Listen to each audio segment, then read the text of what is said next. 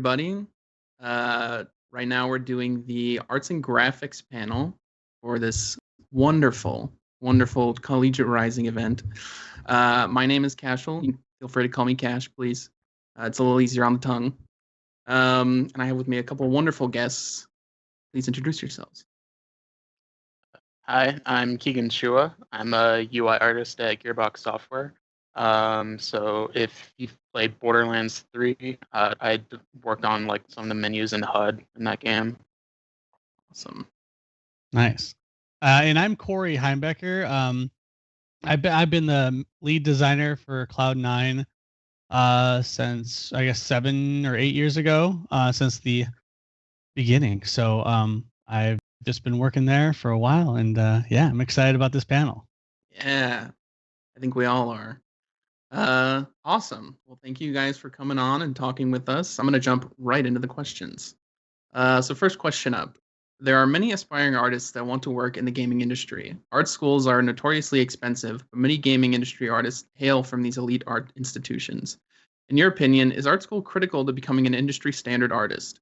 What are the pros and cons of attending art school or developing on your own? And we'll start with Keegan, please.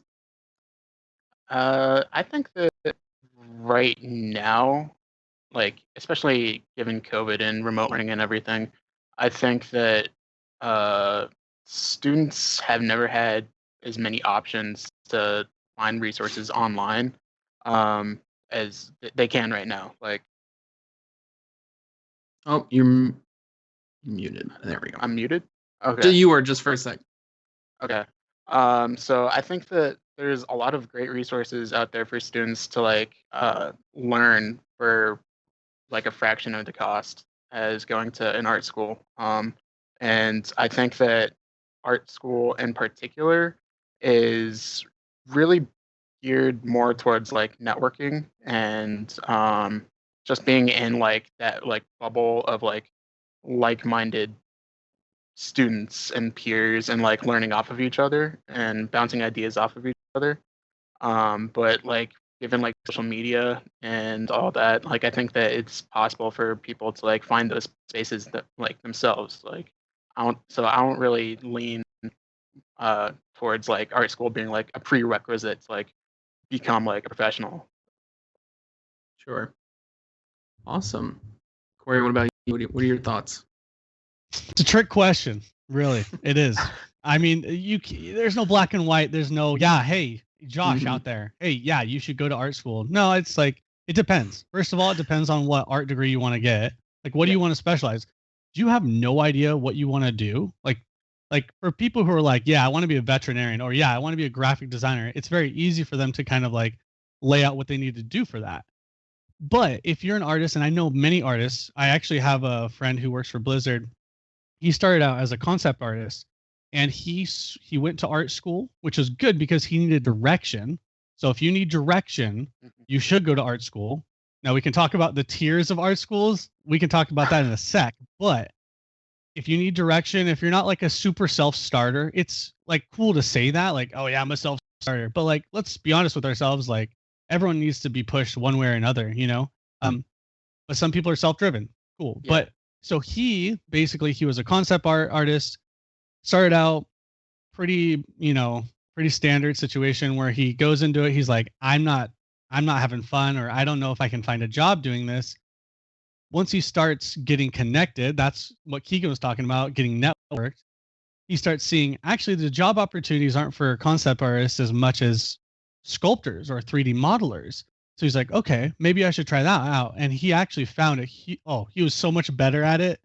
And with direction from teachers and advisors and stuff like that, he found his way. And now he works for Blizzard. He works for a lot of different companies, but yeah, he works for Blizzard now. But for me, specifically as a graphic designer, I feel like it's an easier way to get in is to be self-taught. I still went to school. I got a degree. But you know, I guess I would ask Keegan, did you get a degree? Where'd you go to school? I ended up going to the Maryland Institute College of Art, and I got my degree in illustration with like some. I also dabbled with like game art and animation concentrations.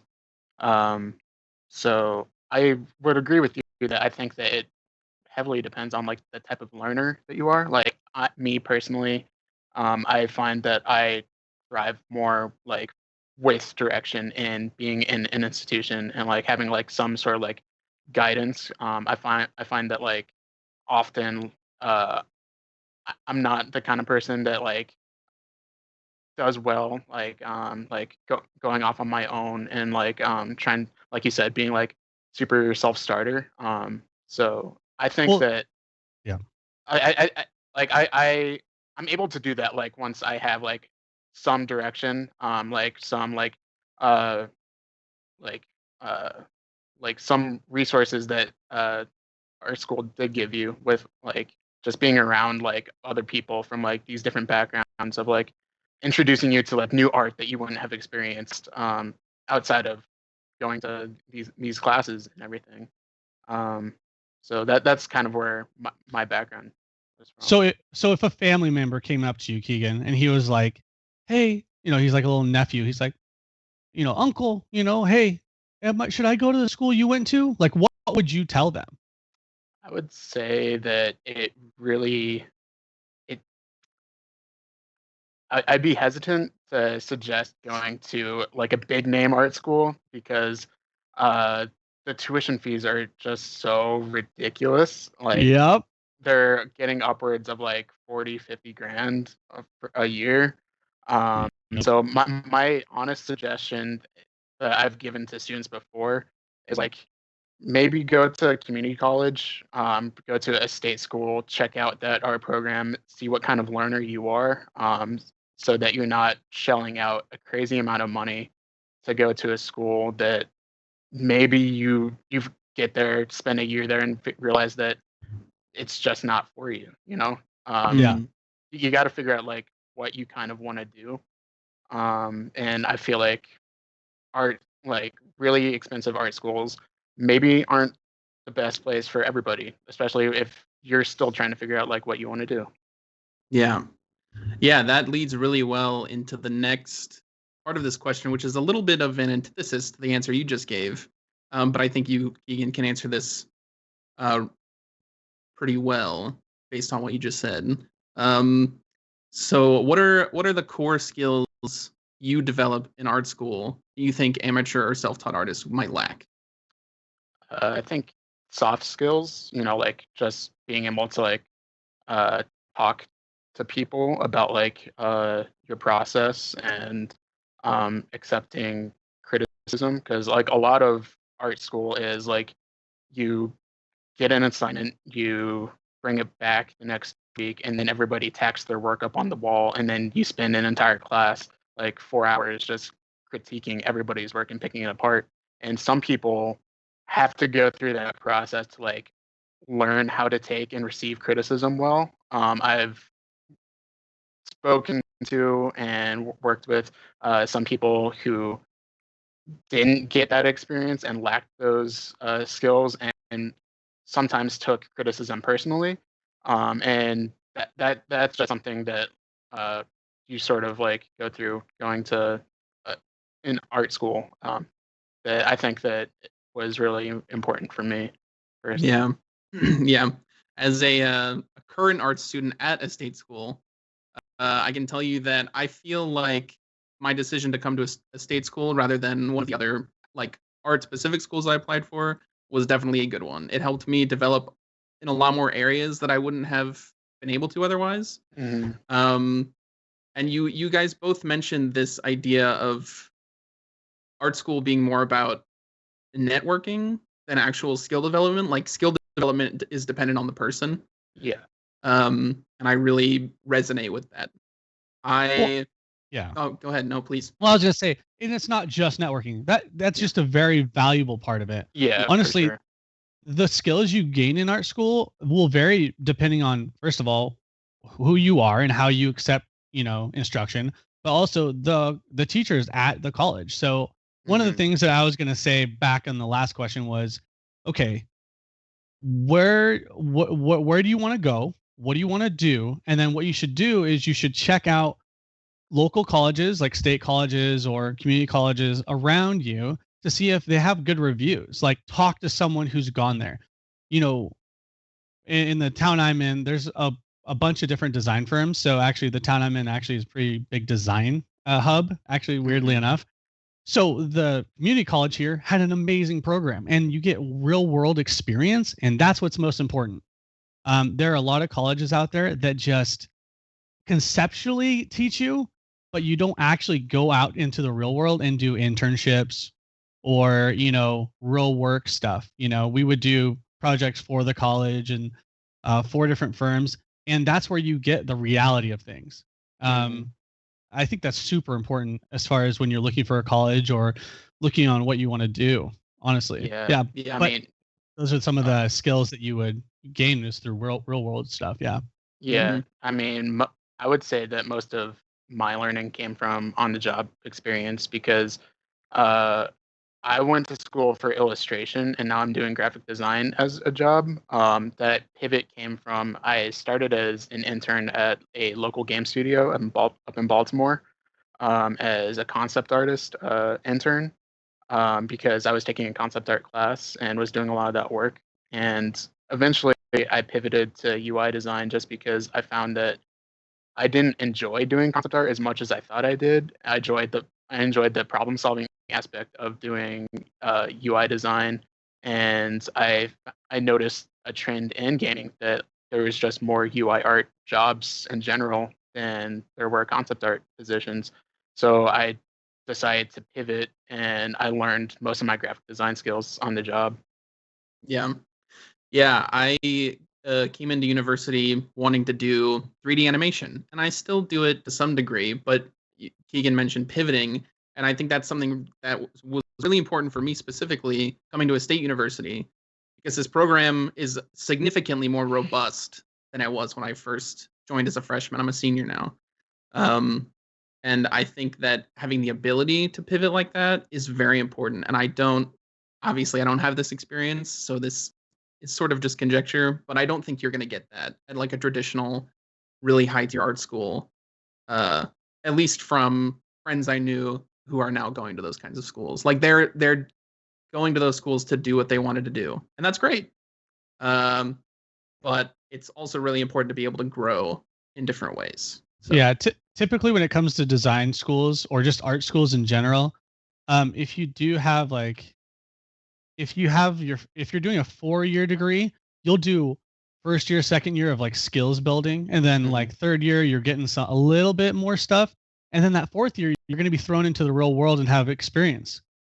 That's one of the little problems I have with design school is that you don't start doing the real stuff until the very end of it. And so I actually wish that more programs would actually weave in maybe second year. I think first year is too early, but like maybe second year, third year, maybe start throwing kids out in the wild and let him have a better feel for it. Because like I said, pivoting is such a huge thing. Man, wouldn't it be nice to go have some real world experience? Figure it out before you finish your degree, and then be able to be like, oh yeah, actually I want to do 3D modeling. Oh, dope. And then you can just swing over, you have all the basics done.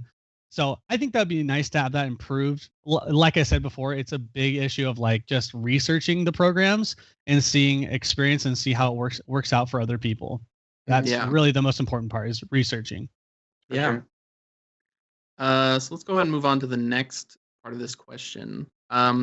What tips, advice, or resources would you point to for students or amateur artists trying to get into the industry?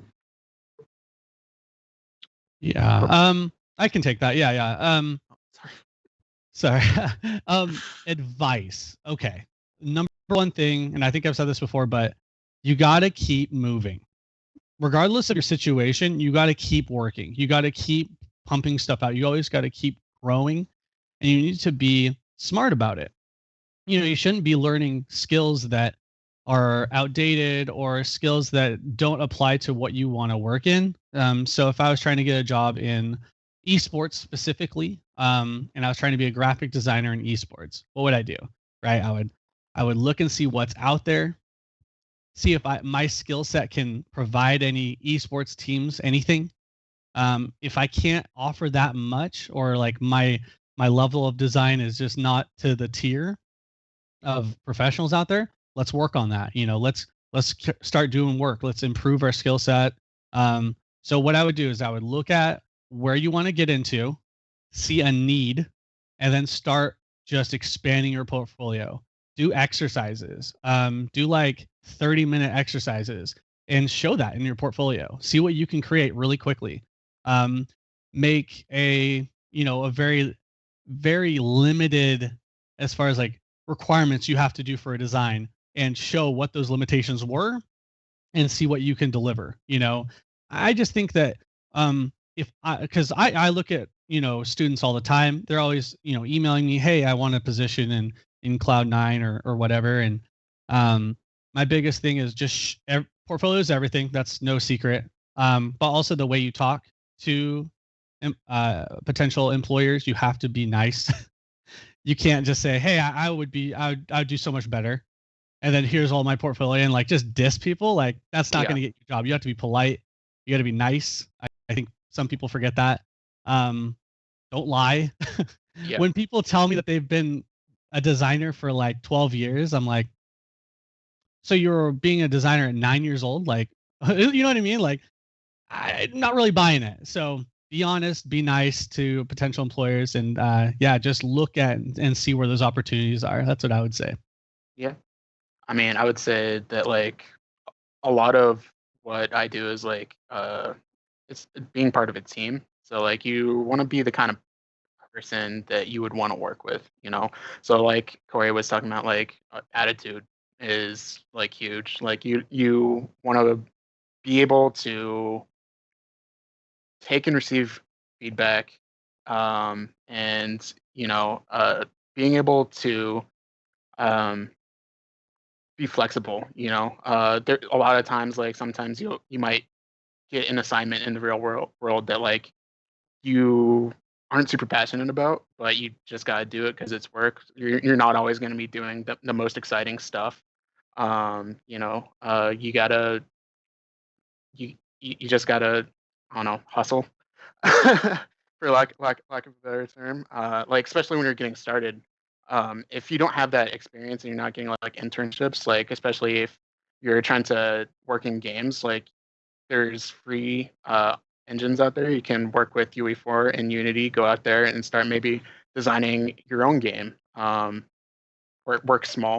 Don't think that you're going to go out there and build like a huge MMO by yourself.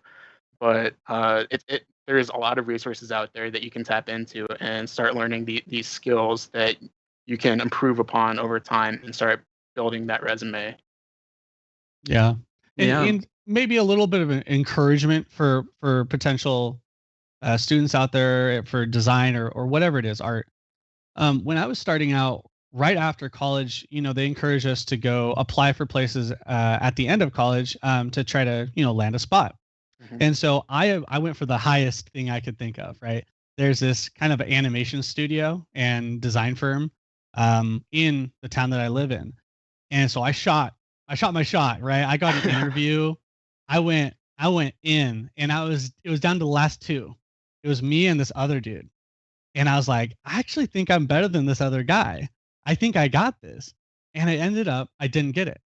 And so it's actually kind of crazy because after something like that, where you're so close and you get turned down, a lot of people can take it negatively and very discouraging, I was discouraged for sure, but I got a job at Best Buy, right? And I did my own freelance stuff on the side. And what did that lead me to? Okay, I played a lot of video games. I played League of Legends a ton, like every day. And so that's where I found, upcoming team Cloud9 with no logo, right?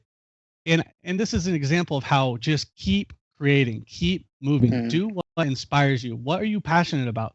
Keep doing that. After getting a degree, you think you're just ready to go. You're going to get a job. There's the rest of your life. Easy, right? But no, actually, if I would have got that design job, I would have been doing work on stuff that, maybe I don't care about as much, And so it's actually kind of a secret blessing that I did get turned down. It's good to think of things like that, right? It helps you stay positive. But really, worked at Best Buy, boom, saw that, they didn't have a logo. I was like, oh, I've got this sick idea. Took me like, not quite one day, but like maybe 2 days. But, cleaning it up, conceptualizing, but yeah, and then it became a thing. But it can just be that one shot. I shot so many shots before that. I remember making a ton of stuff for like different streamers, different teams. I did a couple things for TSM in the past. I did a couple things for another team that doesn't exist anymore. But you got to shoot the shot to land the job. Really, that's it. You just got to keep moving, stay positive. Yeah. This idea of growth leads really well into the next question. Portfolios, which both of you, I believe, mentioned, are a crucial part of an artist's resume, encompassing past work and showing current skill level as well as skill level growth. What advice would you give to students looking to showcase their skills and past work with their portfolio? And for those of you who do, what do you look for when evaluating candidates for a position or a project? I guess making sure that one, it's organized and easy to find and easy to navigate. I can't tell you how many times like I might have gone through a potential a potential hire's portfolio where maybe it wasn't super organized and it was a design position and like the layout of their portfolio wasn't the best. So like that was sort of a red flag, especially when the job that they're applying for was layout and design. So make sure Yep. that like there's a lot of resources out there like Squarespace has a lot of easy, clean templates. It's basically just plug and play that you can use. ArtStation has like their own template as well if you do like their pro site or whatever.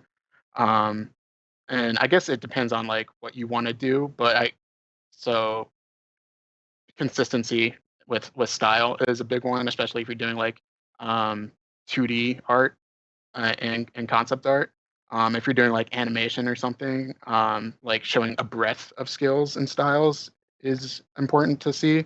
I know for UI, my background, I like to see like a breadth of styles just to see like know like your strengths and weaknesses. I like seeing process, so like having like a section of your portfolio for like sketches where like you can see like the nitty gritty and like sort of understand like their thought process is important for me. I sort of shy away from seeing portfolios that are just like the best of the best, like just shiny pictures and like no descriptions of like how they came about to like making this piece of work. That's me personally. Yeah. Cory, what about you? Yeah, I mean, all little details matter, right? You get hundreds of people applying.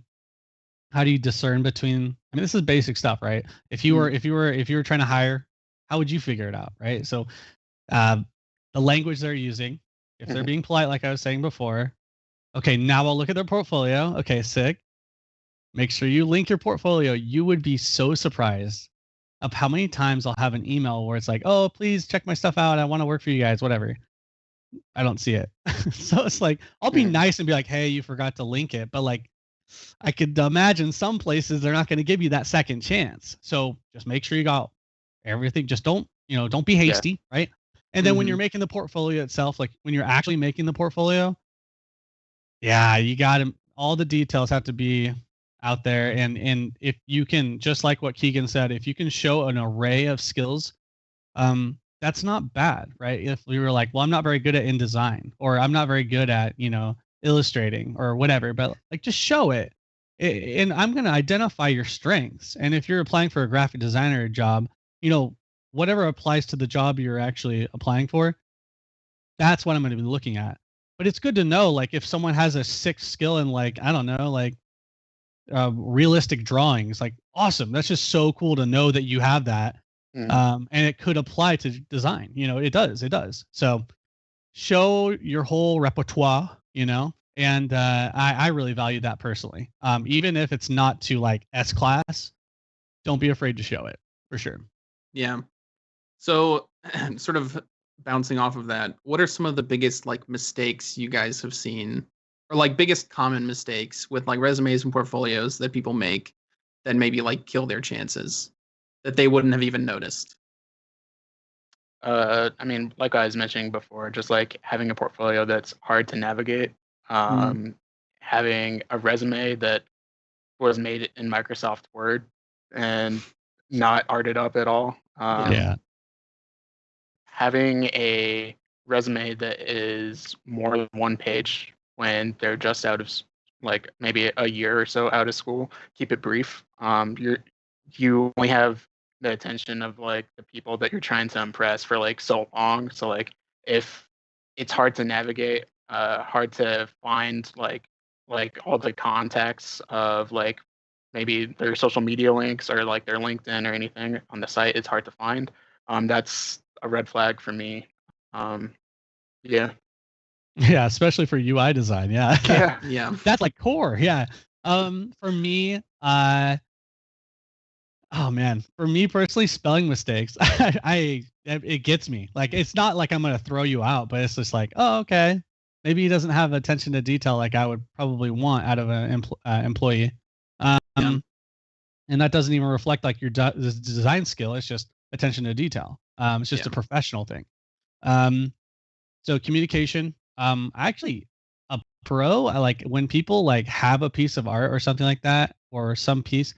When they do have a description or at least process, they have some description of their process. Like, hey, I was going for this. I wanted to get this and this. Cool. I actually really like that. That puts you over some other people when they just show the poster. Yeah. That's cool. I love seeing process. Yeah, process is so sick. Because they're also the opposite of those kind of designers where I'm like, did they make that? Like, believe it or not, and this is something that a lot of people don't talk about, but there's a lot of people who just rip stuff. And so that's the hugest flag. Huge. Yeah, it's huge. So that's obviously the biggest one. Like, if you can't make it, like, don't post it. Like, I get it. Like, a lot of people say the whole like fake it till you make it, but in this situation, it doesn't. It's not okay. Yeah. So it should And be it's like so a no easy to find too. Like you can just reverse Google search. Like if something seems fishy, you can reverse Google search and like, oh, this is showing up on like this notable artist website. So we know that this other person made it. Another thing is like studies, like maybe copying somebody else's work to like learn. Don't put that stuff on your portfolio. Like keep that stuff to like your Twitter feed or your blog or something, like with a description of like, hey, I was doing this study to like try and learn how they use color or how they do these brushstrokes, or I was trying to figure out how they did this like logo design. I want to like replicate it. That kind of stuff. I would shy away from putting like on your portfolio. I would relegate that stuff to like other areas like Twitter, or, like your personal blog or something with like a hefty description that I didn't come up with this original idea. Yeah. All right. Well, we are making great time. So we're going to go ahead and jump into a couple of portfolios that we have ready for you guys to just look over and give your feedback on, if you'd be so kind. Nice. All right. Let's take a look. This first one is from Krista Mittman. All right. So it seems like it's all hand-drawn stuff, which I really appreciate as a digital artist. Oh, excuse me, that's not true. There is digital art at the bottom. This is all very good stuff. It seems to me like it's a little simple. What do you guys think? I'd want to know like what year she is. That'd be interesting. Yeah. But it's cool stuff. Yeah. There's a lot you can see on the dates from some of these that it seems to span over a couple of years at least. Like this one is from this little stitching is from 2018, but then a couple of the earlier ones are from this last year. I think the first area improvement that I can touch on is just presentation. Better pictures of like your 2D or traditional work, for sure would go a long way. to selling your art. Yeah. If you're, it looks like their photo was taken with like their phone. Maybe I would maybe use like a scanner Yeah. to Yeah, get same. more high res pictures. I think that I'd like to see. I don't know. I think that they could probably work on just like better 2D 2D skills by studying like doing some like master studies. Mhm. There's a lot of like books that you can check out, especially like Bridgman, learning how to like draw anatomy and things. It seems like they're shying away from doing like human anatomy and doing more like seems like still lives with like some like whimsical elements added into them. Yeah. So maybe that's something that they're shying away from doing. So I'd like to see them like check that out maybe. Yeah. That's a skill that is always useful. Yeah. It seems to me like this would work great as a physical portfolio, like a manila folder full of these drawings. Sure. It would work great. But I think for a lot of the physical drawings, like you said, it would be better to scan them and have them have a more clear picture, as well as like a better, more appropriately sorted Hmm. timeline of work. Because a lot of these, I can see that these are good drawings, but I Hmm. don't know. I'm not sure where to start, I guess. I guess I'm not seeing what this artist wants to do from looking at Yeah. their portfolio. It's Yep. very mixed Hmm. with like subject matter. It seems like school assignments almost, Yeah. which is fine. But I think that going back to like previous conversations, like important thing to do is like taking things that you learn from school assignments and applying it towards what you want to do, Mm. and not relying solely on just like those school assignment prompts, because you're going to end up with a portfolio that is sort of hodgepodge of like a lot of different things that we're trying to teach you skills that you could use later on to doing things that you're really passionate about. Yeah. Yeah. Yeah. Oh, please go ahead. Yeah, my biggest thing is context. I want to know context as far as like, well, what does she want to do? Hmm. Yeah. How can this apply to a job?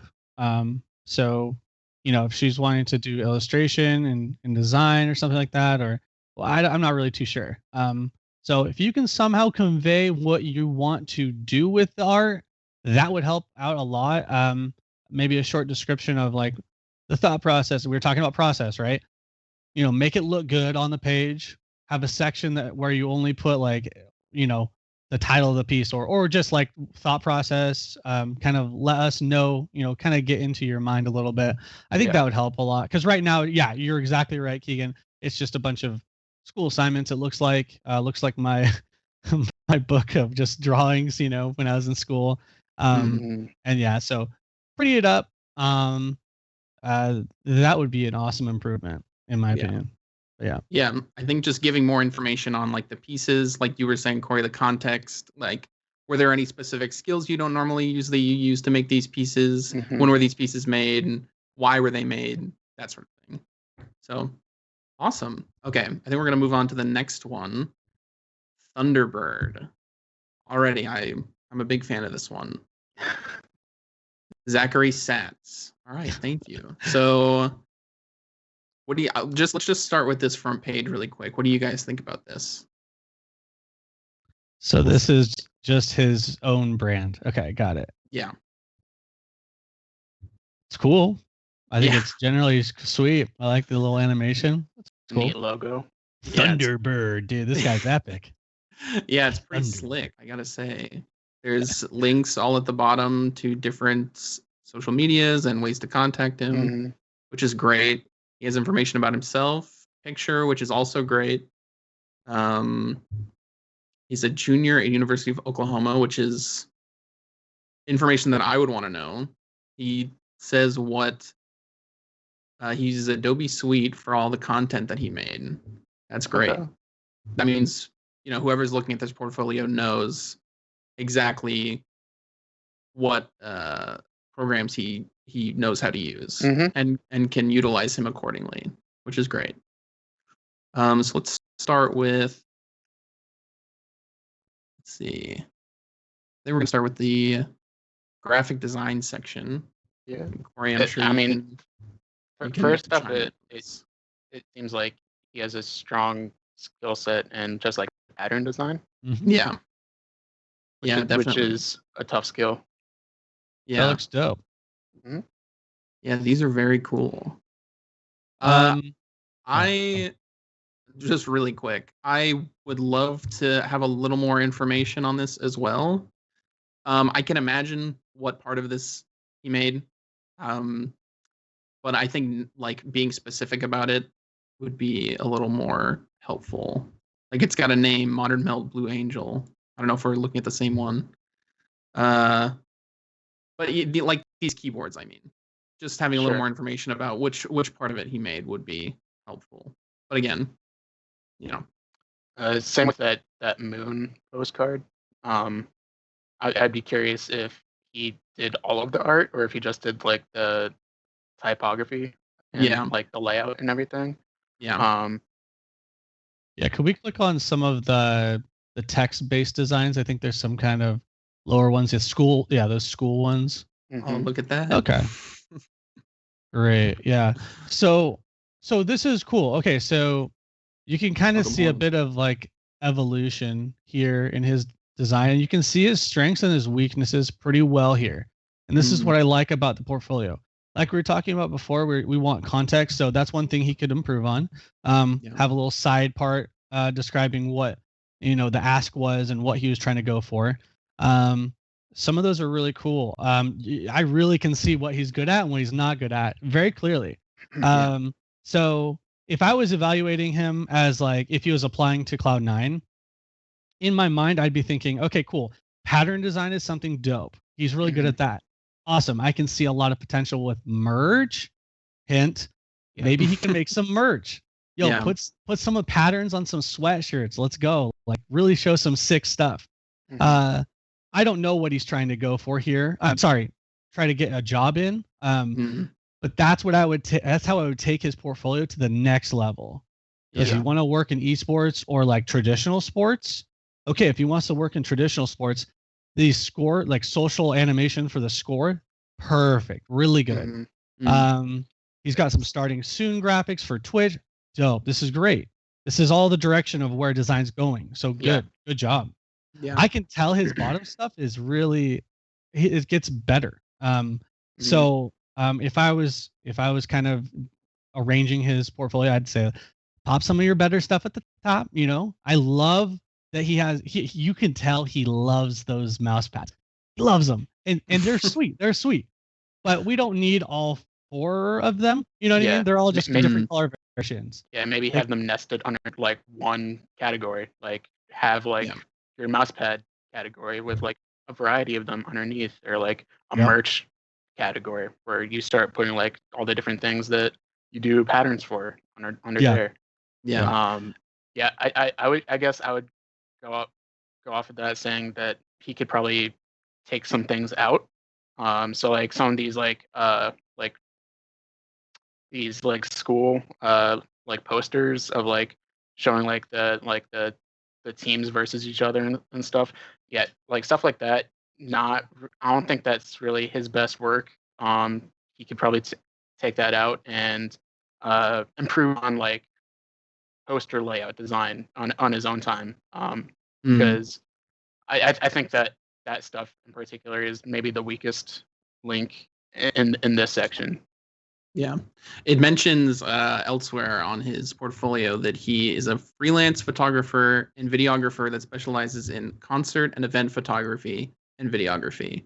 So cool. I think that I'm not going to disagree with you. Yeah. I'm not going to disagree with you, Keegan, but I think that because this like part of what he does and what he wants to do wasn't imminently clear, it makes sense. It would make sense for someone to think that he should have some of that like school versus school stuff off of his portfolio. Mhm. You know. Plus, I don't like to see it because OU is UT's biggest rival. So Okay. so anyway, hook 'em horns. But yeah, there's a couple other sections that we could look at, but I think we want to get to another portfolio. Yeah. All right, Brian Lynn. Awesome. Cool. Okay. Esports. Oh, he has a section all about esports. Let's click on that, huh? Okay.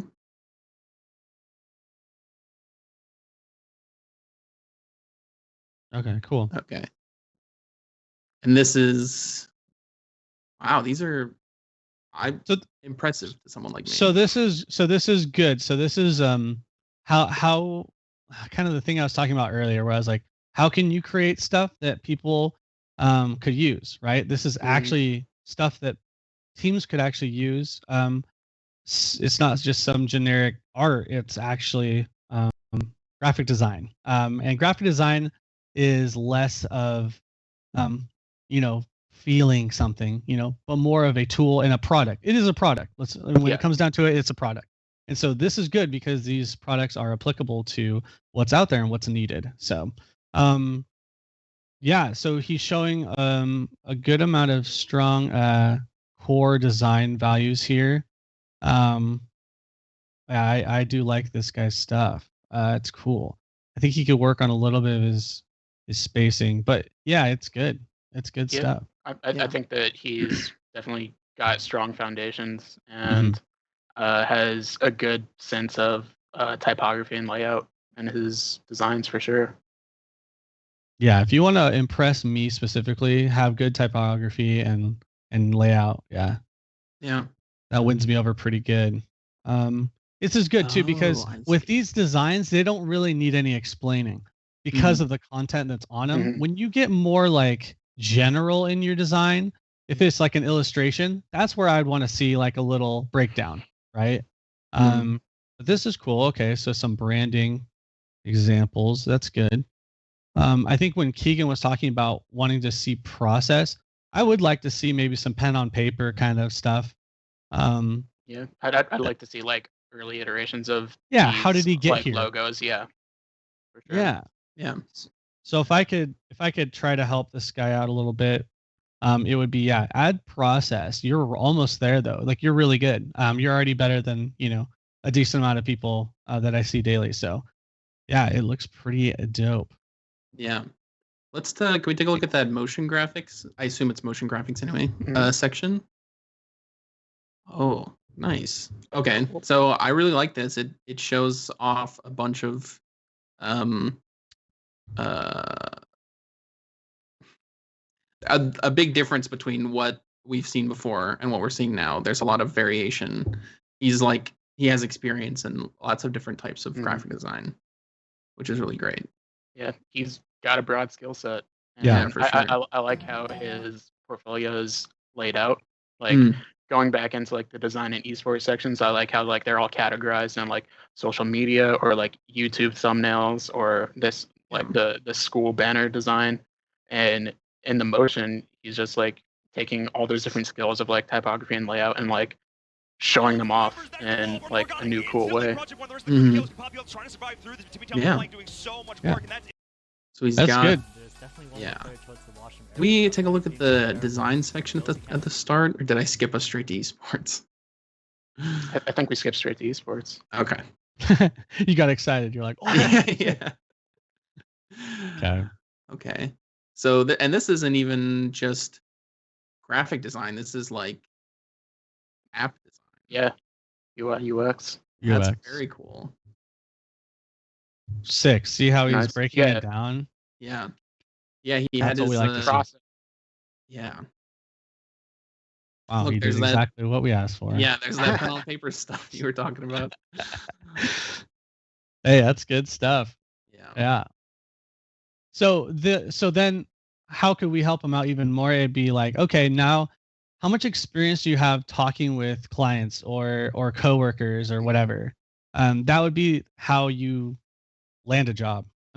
Because your work's there, and there's a lot of companies who would say yes to this quality of work. So how are you going to differentiate yourself? Yeah, just communication.